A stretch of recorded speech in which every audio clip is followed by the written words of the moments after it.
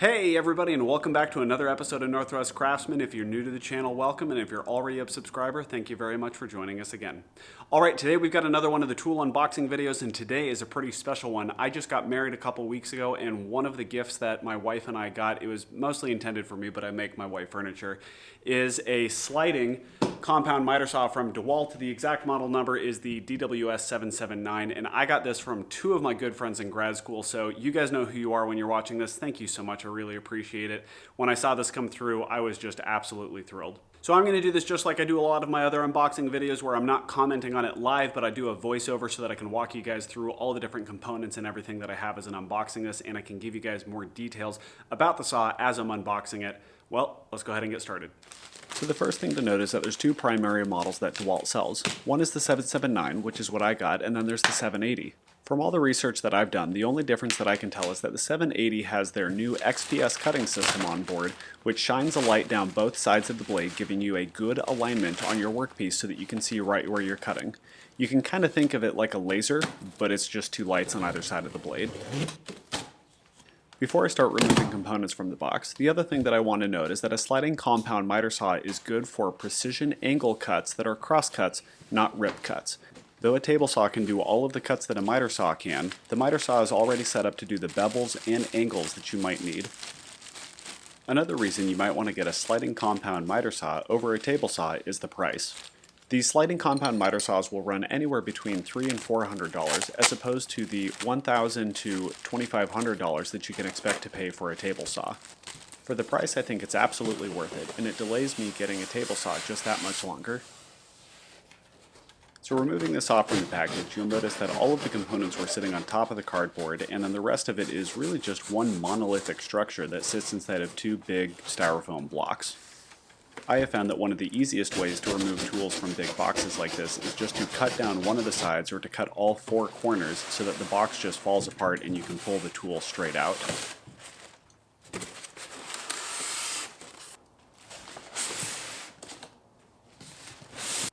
When you're lifting the saw, Dewalt has carefully marked lift points all over the top of it. You can see it with what looks like 4 fingers and 2 arrows pointing to the spot where you're supposed to lift. At this point, I don't have a table to directly mount this to, or one of the pre-set up tables where I can mount it to, so I'm just setting it straight on my workbench for now. In a future video, I'll go through my mounting plan for this tool and a couple of my other tools, along with a general plan for my shop now that I've got more tools. So for a little bit more detail of each one of the components. First up, we have a workpiece clamp, 2 mounting brackets for the edge extenders, edge extender for the right side, edge extender for the left side, dust collection bag, and mounting hardware. In this next step, we're going to set up the edge extenders. If you're going to mount this straight onto a table that is flush with 2 different tabletop surfaces, skip this step because you need to make sure that your left-hand side and right-hand side sit flush with whatever surface you're trying to work on. And these work well if it's freestanding, but not if it's mounted into a table. If you are going to mount the edge extenders, mount this bracket onto the pre-threaded bolt that they already have installed to the bottom of the base. I did this side a little bit backwards, but essentially what you're doing is you're getting the edge extender put in there and you're going to wedge it up against the base, and this acts as the compression force from the bottom to hold it tight. The legs of the edge extender definitely had a compression set as you went in there, so you had to crank it down to get it to seat properly. Earlier on when I was introducing the parts, you heard me say that there was a left side and a right side to the edge extender. That's true because that long piece that you see there at the front sits further out towards the base. The other thing to keep in mind is that that fastener you see right here, it goes on the inside of the base, not on the outside of the base. So on this side, I learned a little trick to get things installed more smoothly. Once you have it all set up, you're going to want to take your edge extender in and dry fit it into place. Then take the bracket and the wing nut only, not with the lock washer, and get it tightened down so that it cinches it all the way up to the top where it's supposed to sit. Once the legs of the edge extender have settled into place, go ahead and undo the wing nut, put the lock washer in between it, and then tighten it all back in place.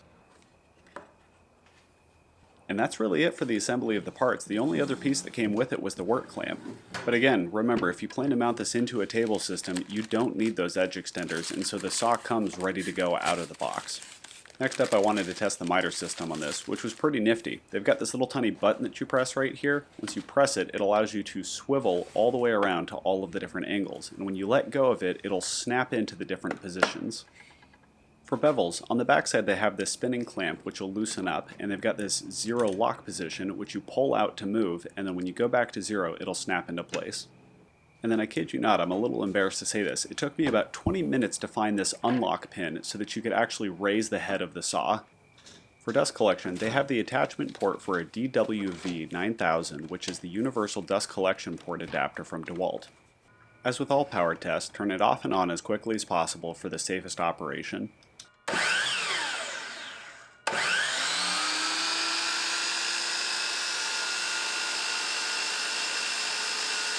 Well, there we go. Now let's cut some wood with it.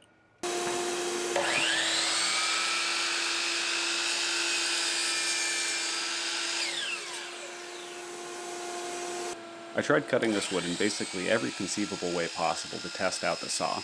I'll have to do a little bit more research to see what the quote-unquote correct way is to use a sliding compound miter saw, because I imagine there's probably a best practice. Once I find out, I will absolutely let you guys know.